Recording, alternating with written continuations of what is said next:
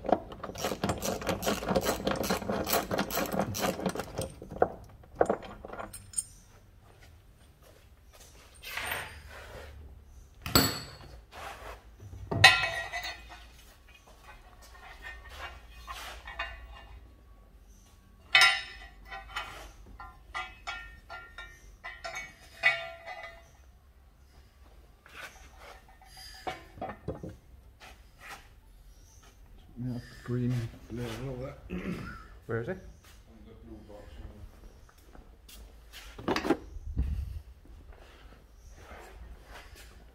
Green level.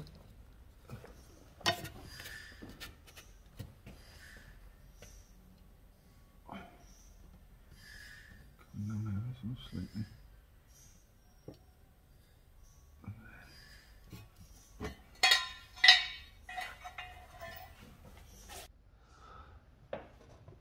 So we have our gearbox in the correct position. This mount is just temporary, but that's where the gearbox needs to be, and when we make the correct mount, that's where it'll sit. We're just looking at the exhaust now, and the E38 manifolds don't fit between the block and the chassis, so we're just going to modify these slightly to fit.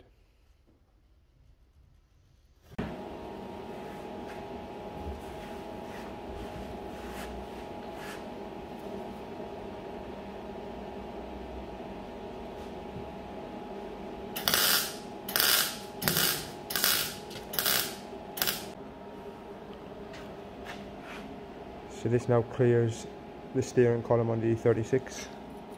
Ross has cut a piece out. This is double skin, so we're able to take the outside skin off and not affect the inside skin. So the welder plate on the steering column now will run down here. And when the column's in place, we have about 8 to 10 mil of clearance, so plenty of room.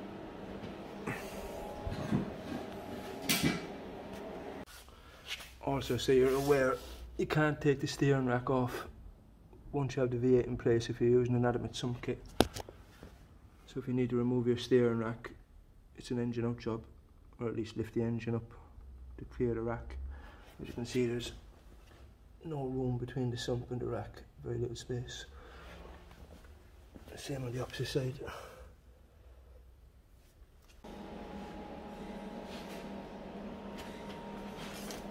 So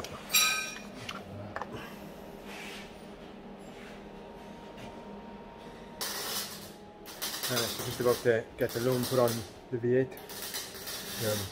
As you can see, it looks a mess. Just get it all plugged in, and then we do have an adapter loom then to join it onto the E36 car. So I'm going to do that now.